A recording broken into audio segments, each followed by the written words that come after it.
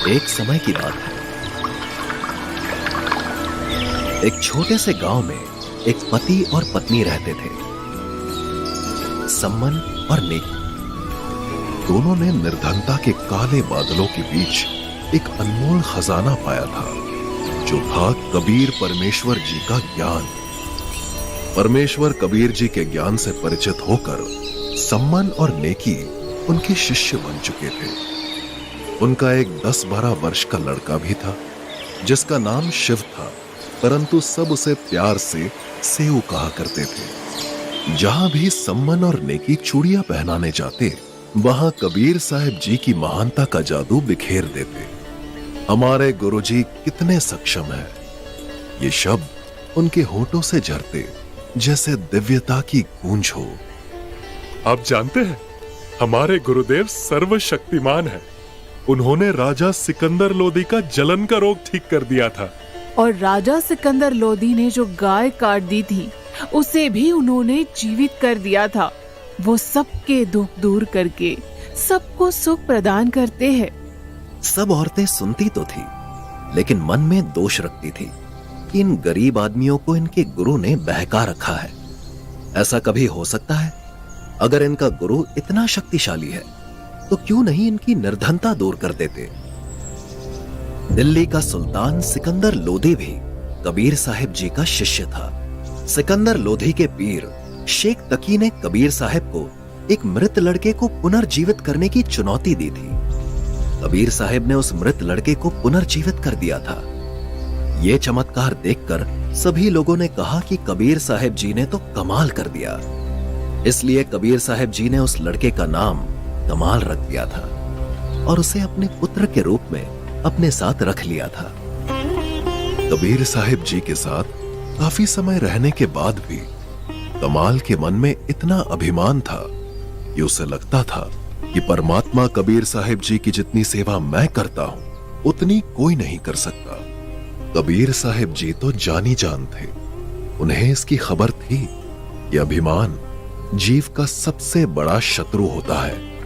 अभिमान चाहे सेवा का हो या दान का हो, भक्ति मार्ग में अभिमानी व्यक्ति नहीं टिक सकता। परमात्मा कबीर साहिब को कमाल के अभिमान की भड़क निकालनी थी। इसीलिए एक दिन कबीर परमात्मा ने कहा, बेटा कमाल, मुझे अपने एक भक्त परिवार के यहां जाना है। मेरे जाने की तैयारी करो। मैं भी आपके साथ चलता हूं गुरुदेव। मेरे अलावा वहां आपकी सेवा कौन करेगा? ठीक है, साथ ही शेख फरीद को भी कह दो, वो भी चल पड़ेगा हमारे साथ। जिस प्रकार सम्मन और नेकी अपने गुरुदेव कबीर परमात्मा जी की महिमा को हर जगह गाते थे, उसी प्रकार का प्रेम और उसी प्रकार की भक्ति उनके बेटे सेऊ में भी झलकती थी। सेऊ का मन हमेशा कबीर साहिब जी की महानता के गुणगान से भरा रहता था। वो अपने मित्रों के बीच बैठकर उत्साह और गर्व के साथ कबीर साहिब जी की कहानियां सुनाता, मानो जैसे वो सभी दिव्य चमत्कारों को अपनी आंखों से देख चुका हो। तुम्हें पता है, हमारे गुरु कबीर साहिब जी कुछ भी कर सकते हैं। एक बार सिकंदर लोधी ने रामानंद जी का सर अपनी तलवार से काट दिया था और कबीर साहिब जी ने उसको वापस जोड़ दिया था। मेरे गुरु जी के बहुत सारे शिष्य हैं और दिल्ली का बादशाह सिकंदर लोधी भी उनका शिष्य है। अच्छा सेऊ, एक बात बताओ, आज तक तुम्हारे गुरुजी कभी तुम्हारे घर क्यों नहीं आए? अरे नहीं नहीं, इनके गुरुजी तो केवल धनवानों और राजाओं के यहाँ ही जाते हैं, जैसे बीरदेव सिंह बघेल, काशी नरेश, और ये तो कंगाल है। इनके यहाँ भला वो क्यों आएंगे? नहीं, ऐसा बिल्कुल नहीं है। हमारे गुरुदेव जी को धन से कोई मतलब नहीं है। एक दिन हमारे घर भी वो अवश्य आएंगे। तुम सब देखना तक।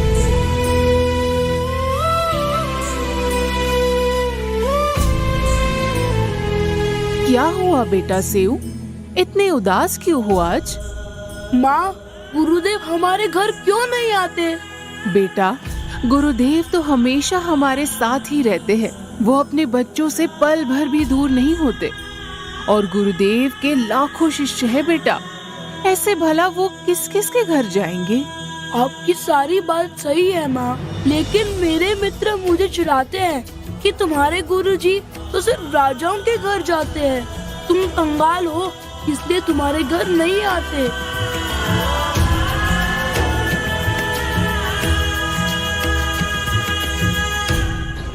सेऊ बेटा, ऐसा विचार अपने मन में कभी भी मत लाना। तुम्हारे मित्र तो अनजान हैं, पर हम तो अपने गुरुदेव से परिचित हैं। उनके लिए राजा और रंक एक समान है। माँ, मैं जानता हूँ कि गुरुदेव जी राजा और रंक में कोई फर्क नहीं करते, लेकिन यदि एक बार गुरुदेव हमारे घर आ जाते तो सबका मुंह बंद हो जाता।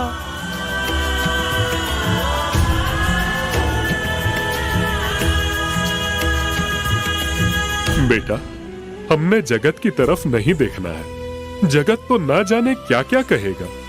हमें सिर्फ गुरुदेव जी के ज्ञान आधार पर ही सोचना है और उनके आदेश का पालन करना है। बेटा, हमें अपने गुरुदेव पर पूरा विश्वास होना चाहिए। उनकी प्रत्येक क्रिया पर भरोसा होना चाहिए। भक्त सम्मन, कोई है घर पर? ऐसा लगता है जैसे गुरुदेव जी की आवाज आई हो।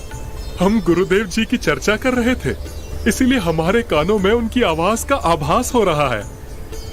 अरे बेटा सम्मन, घर पर हो?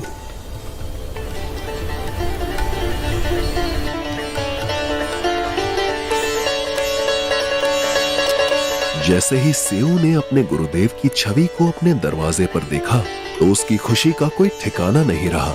उसका दिल तेजी से धड़कने लगा और आंखों में चमक आ गई।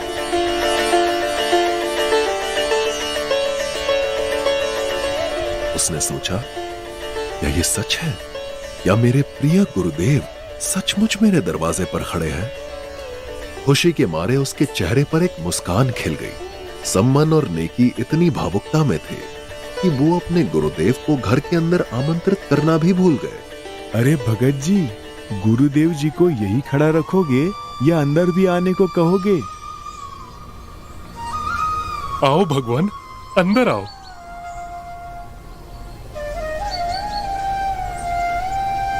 बैठो गुरुदेव जी।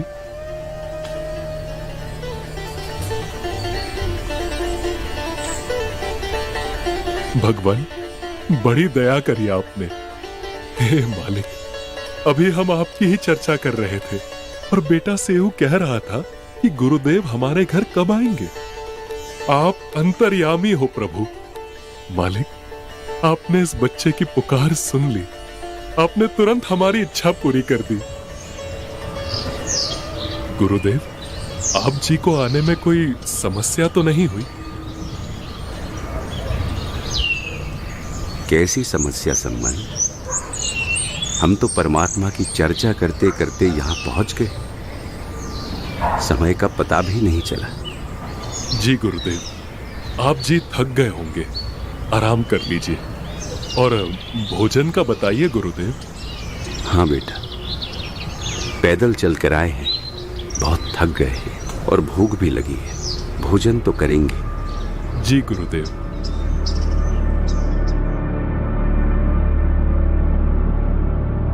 नेकी, भोजन की व्यवस्था करो। गुरुदेव जी को भूख लगी है, भोजन करेंगे। हे भगवान, कैसा दुर्भाग्य है हमारा। आज हमारे घर पे एक अन्न का दाना भी नहीं है और ना ही आटा है। अब गुरुदेव जी के लिए भोजन कैसे बनाऊं? कोई बात नहीं, ऐसा करो, किसी से उधार ले आओ। आप जब गुरुजी के पास बैठे थे तब मैं कई घरों में गई थी और मैंने सबसे प्रार्थना की, लेकिन बहन जी, आज मेरी थोड़ी मदद कर दो। बस थोड़ा सा आटा उधार दे दीजिए, मैं आपको जल्द ही लौटा दूंगी। हमारे गुरुदेव जी आए हैं और उनके लिए भोजन बनाना है।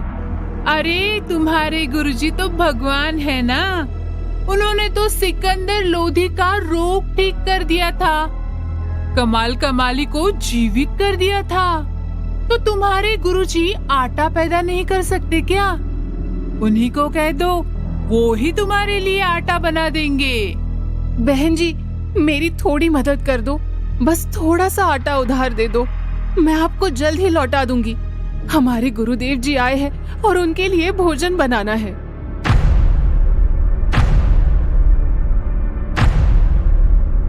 अरे बहन नेकी, तुम तो बहुत गुण गाती थी अपने गुरुजी के।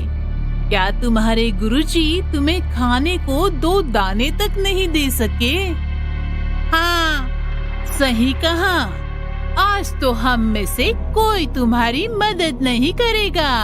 देखते हैं तुम्हारे गुरु आखिर कितने समर्थ हैं। इस तरह सबने आटा देने से मना कर दिया। ऐसा करो, ये तुम्हारा दुपट्टा मुझे दे दो, मैं अभी इसे गिरवी रखकर आटा ले आता हूँ। नहीं, मैं ये भी लेकर गई थी, लेकिन ये दुपट्टा भी 1-2 जगह से फटा है। इसी वजह से सबने गिरवी रखने से भी मना कर दिया। हे भगवान, ये हमारे साथ आज क्या बनी? पहली बार गुरुदेव घर पर आए और हम उन्हें भोजन तक नहीं करवा सके। सुनो जी, ऐसे रोने से क्या होगा? आप चिंता मत करो, कुछ उपाय सोचते हैं। क्या उपाय सोचेंगे नेकी? कोई उधार नहीं दे रहा है और घर में कोई ऐसा सामान भी नहीं है जिसे गिरवी रखा जा सके।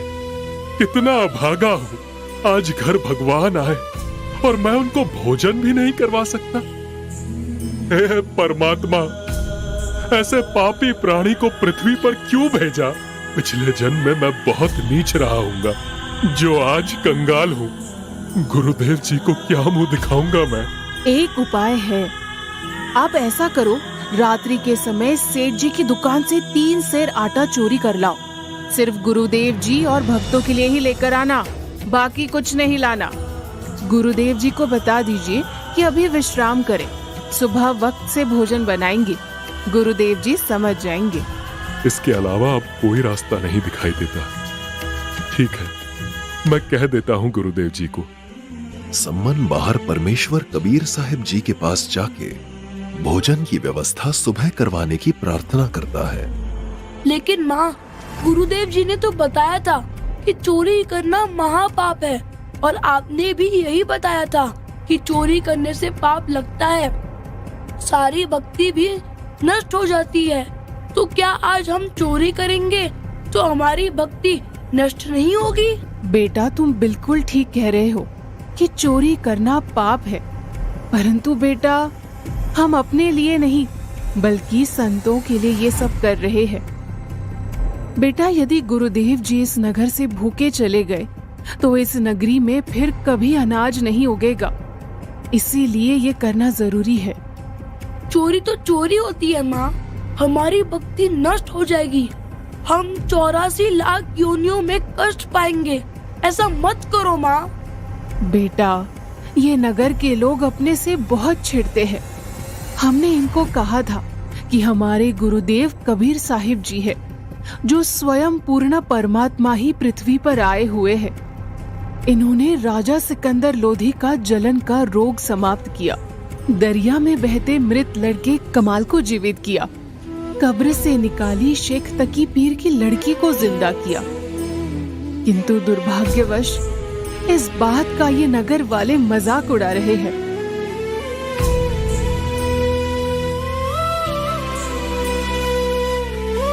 ठीक है माँ।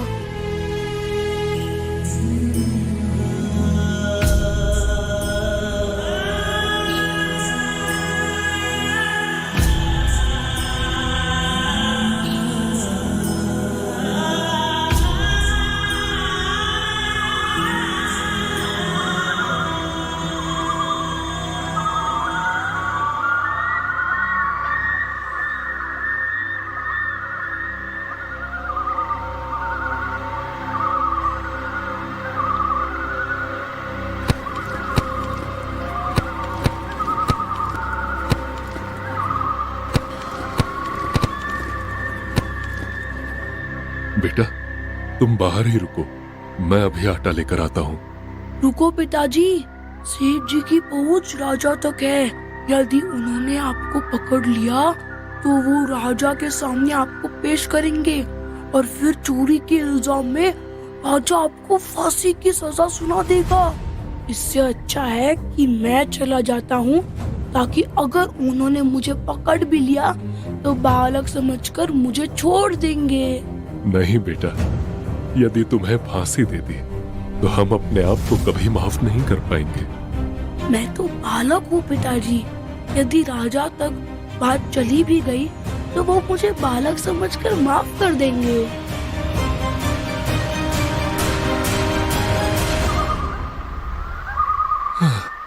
ठीक है बेटा, लेकिन आटा सिर्फ 3 सेर ही लाना, इससे ज्यादा ना लाना।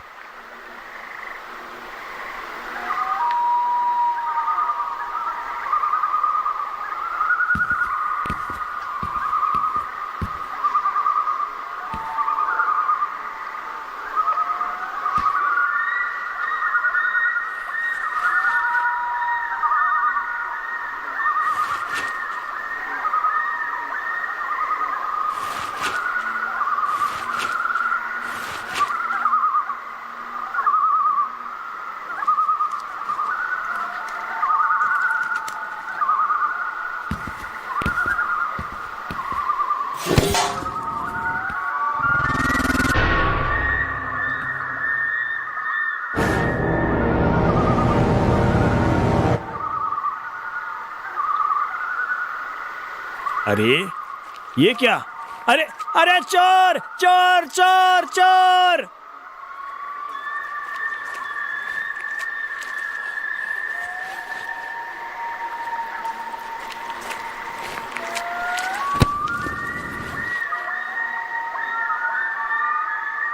पिताजी, मुझे सेठ ने पकड़ लिया है। आप आटा ले जाओ और गुरुदेव व भक्तों को भोजन करवाना। मेरी चिंता मत करना।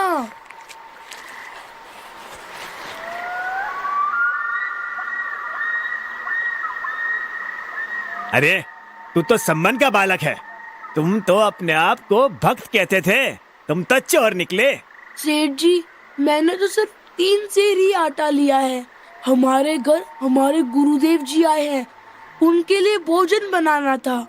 मेरी माँ सभी के पास आटा उधार लेने गई थी, लेकिन सभी ने आटा देने से मना कर दिया। अच्छा, अब समझा। तो चोरी तो तुम्हारा गुरु करवा रहा है। ठीक है, अब कल राजा के सामने पेश होकर बताना ये सब। राजा ही बताएगा क्या सजा मिलेगी तुम्हें और तुम्हारे गुरु को। हे परमात्मा, यह तो अनर्थ हो गया। गुरुदेव को भोजन तो करवा नहीं सके, उनको मुसीबत में और खड़ा कर दिया। अब ये सेठ सुबह राजा से सब कह देगा और फिर सब जगह गुरुदेव की बेइज्जती होगी। पता नहीं राजा गुरुजी को क्या सजा सुना देगा। पिताजी, मुझे तो सेठ जी ने पकड़ लिया है। आप ये आटा ले जाओ और गुरुदेव को सुबह भोजन करवा कर शीघ्र इस नगरी से रवाना कर देना।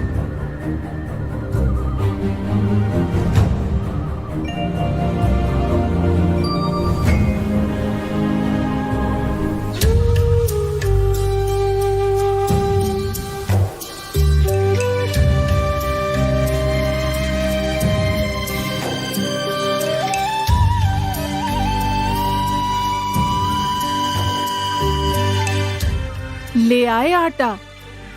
सेव कहाँ है?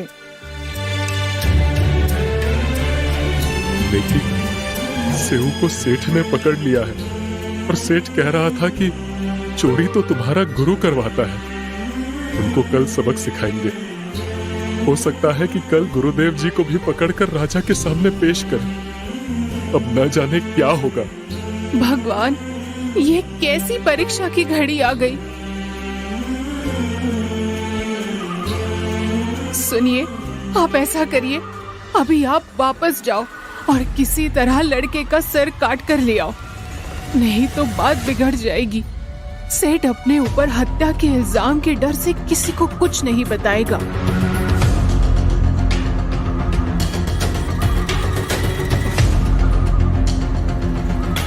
अगर आज हमने ये नहीं किया तो हमारे गुरुदेव जी को राजा न जाने क्या सजा देगा।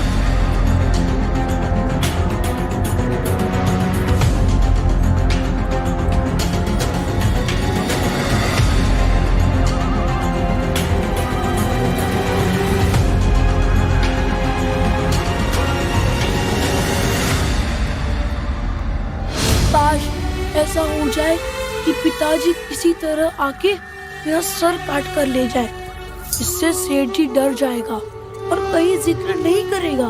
बेटा सेऊ, मुझे आपसे कुछ आवश्यक बात करनी है।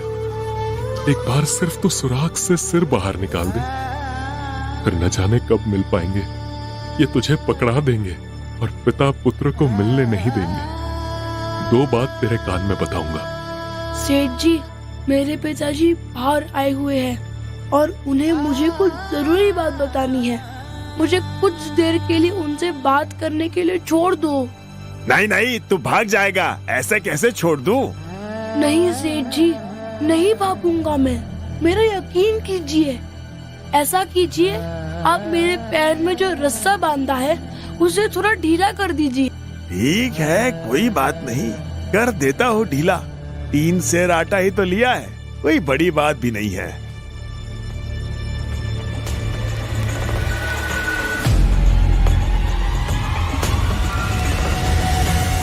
ठीक है, ले ढीला कर दिया, अब बतला ले।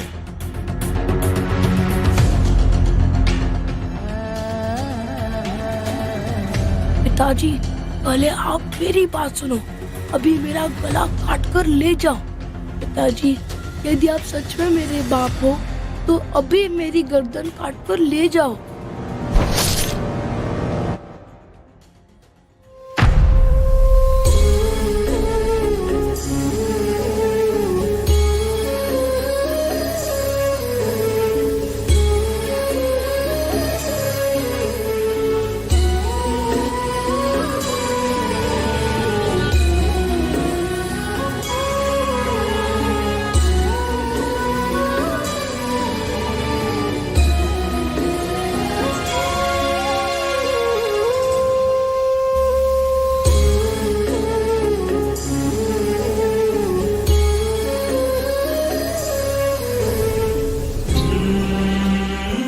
इसको आप अलमारी में रख दो और अब दोबारा जाओ। सेठ जी अब उस शव को अपने घर नहीं रखेगा, कहीं बाहर डाल के आएगा, इस डर से कि कहीं उसके ऊपर हत्या का इल्जाम लग जाए।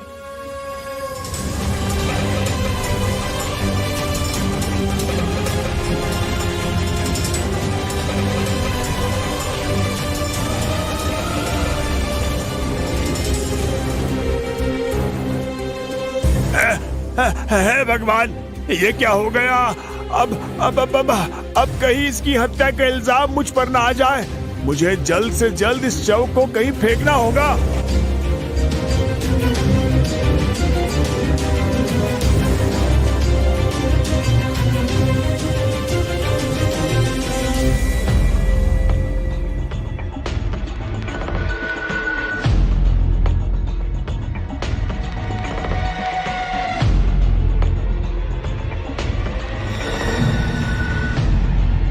हाँ, इस सुराख को बंद कर देता हूँ, जिससे किसी को यहाँ कुछ हुआ था इसका पता ही नहीं चलेगा।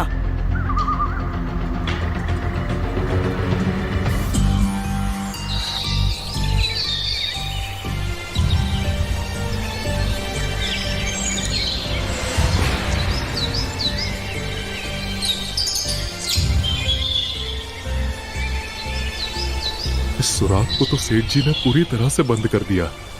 तो शव कहाँ डाला होगा? जरूर सेठ जी सेऊ के शव को घसीटकर इधर से ही लेकर गया है। मैं इन्हीं निशानों के आधार पर उसके शव तक पहुंच जाऊंगा।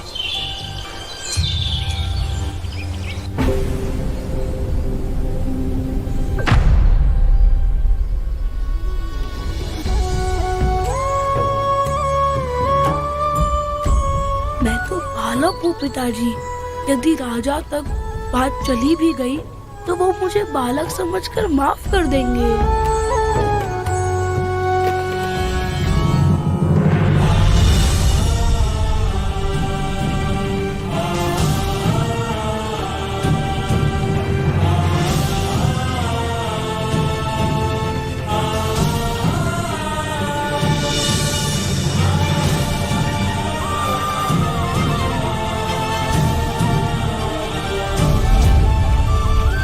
अब जल्दी से गुरुदेव जी के लिए भोजन बनाना शुरू करूं। और हाँ, इस बात का ध्यान रखना, कि गुरुदेव के सामने तनिक भी रोना मत, वरना उन्हें पता चल जाएगा, और अगर उन्हें पता चल गया तो वो भोजन नहीं खाएंगे। वो भूखे हैं कल के, उन्हें वक्त से भोजन करवा के भेज देंगे। ये सब घटना होते होते सुबह हो जाती है और नेकी उधर से रसोई घर जाके उस कपड़े में लाए हुए आटे से रोटी बनाने लग जाती है। गुरुदेव जी, सुबह हो गई है, आप जी हाथ मुंह धो लीजिए, मैं आप जी के लिए भोजन लगवा देता हूँ। भोजन तैयार हो गया है। ठीक है बेटा।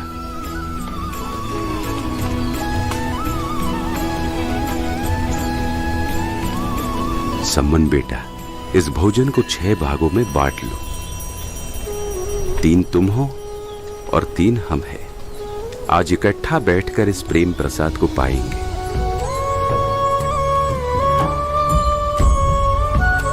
नहीं गुरुदेव, आप आराम से भोजन कर लो, हम तो बाद में खा लेंगे। अब कल से भूखे हैं। नहीं, जैसा मैं कह रहा हूं वैसे करो। आप सब हमारे साथ भोजन ग्रहण करो।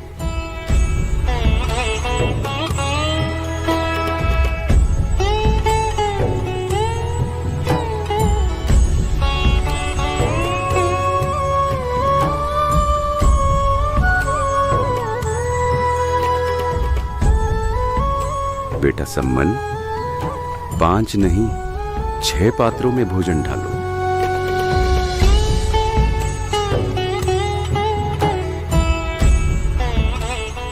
अब गुरुदेव जी जरूर पूछेंगे कि सेव कहाँ है, और अगर गुरुदेव जी से झूठ बोलेंगे तो भी पाप के भागी बनेंगे, और यदि सच बोल दिया तो गुरुदेव जी आज भोजन नहीं करेंगे। अब करे तो करे क्या? अगर गुरुदेव पूछेंगे तो क्या कहेंगे? आओ सेऊ जीम लो, ये प्रसाद प्रेम। बेटा शीश कटत है चोरों के, साधुओं के नित्य क्षेम।